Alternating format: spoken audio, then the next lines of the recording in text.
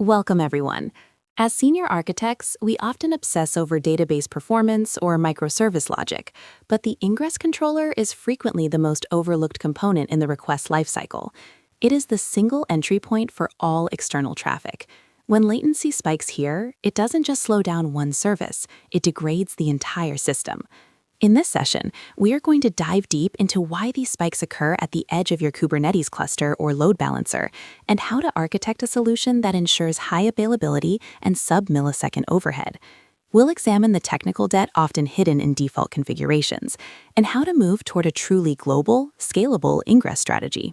When we talk about latency, averages are a lie. For a high-scale system, we must focus on the P99 and P99.9 percentiles. A latency spike at the ingress level often manifests as tail latency, where 1% of your users experience 10x the delay of the median. If your P99 exceeds 500 milliseconds at the ingress, your application feels broken. This causes connection timeouts, retries, and eventually a cascading failure known as a retry storm. Understanding the economic impact of these spikes is vital. Even a 100 millisecond delay can lead to a significant drop in conversion rates. We need to move beyond "it works" to "it performs" under pressure. To fix latency, we must understand the ingress's internal mechanics. An ingress controller like NGINX, Envoy, or HAProxy performs three high-cost operations: SSL/TLS termination, Layer 7 request routing based on headers or paths, and load balancing across upstream pods. Each of these steps introduces overhead. SSL termination requires CPU-intensive cryptographic handshakes. Layer 7 routing requires the controller to parse the entire HTTP header before it can even decide where to send the packet. If your ingress is CPU-bound, or if its buffer sizes are misconfigured, these operations become the primary source of your latency spikes during traffic bursts. Not fix what you cannot see. Standard metrics often aggregate data so much that spikes are hidden. You need high-resolution monitoring. Look specifically for resource saturation, CPU and memory usage on the ingress pods. Monitor the 4xx and 5xx error rates, which often spike when the ingress can't keep up with the connection backlog. Use distributed tracing to see exactly how much time is spent in the ingress versus the upstream service. If the ingress time to first byte is high, but the upstream response time is low, the bottleneck is officially at your front door. The handshake is often the silent killer of performance. Every new connection requires a multi-step cryptographic exchange.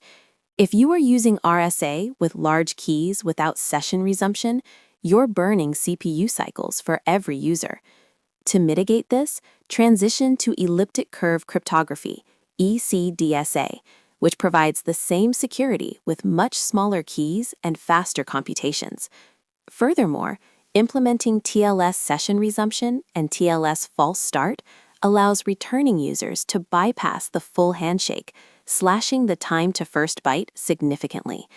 At the scale of millions of requests, these milliseconds compound into seconds of saved latency. When your ingress receives more requests than its worker processes can handle, it places them in a queue.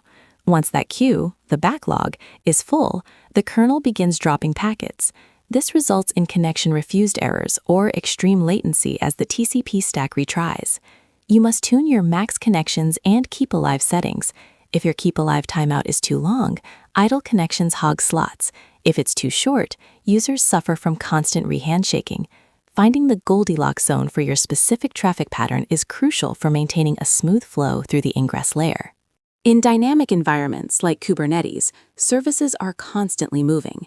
The ingress controller must resolve service names to IP addresses. If your ingress is configured to resolve DNS on every request without a local cache, you are adding a DNS lookup delay to every single user hit. This is especially problematic with NGINX-based controllers. Configuring a local DNS resolver and proper caching TTLs, time to live, is mandatory. We also need to look at upstream retries. If an upstream pod is flapping, the ingress might spend 200 milliseconds trying to connect to a dead IP before failing over. Fine-tuning these timeouts is key to preventing spikes. Often, the bottleneck isn't the ingress software, but the underlying Linux kernel. The default values for net.core.so maxcon which limits the number of queued connections, are usually too low for high-traffic environments. We also need to look at TCP buffer sizes. If the buffers are too small, the kernel has to pause the application to clear the buffer, causing jitter. By tweaking sys control parameters, we can expand the kernel's capacity to handle thousands of concurrent connections. This is the difference between a system that chokes at 10K RPS and one that sails through 100K RPS with ease. If your users are global, a single ingress point in one region is a recipe for latency. No amount of software tuning can overcome the speed of light. Implementing global server load balancing, GSLB, with any cast IP addresses allows you to route users to the nearest regional ingress. This drastically reduces the RTT, round-trip time. By integrating a CDN or an edge network, you terminate the SSL handshake at the edge, hundreds of miles closer to the user. This removes the ingress spike from the core application path and moves the heavy lifting to a distributed global infrastructure. To summarize, ingress latency is a multifaceted problem. It requires a combination of observability, protocol optimization, and infrastructure scaling. Start by monitoring your P99 latency today. Optimize your TLS handshakes, tune your kernel parameters, and ensure your service discovery is cached.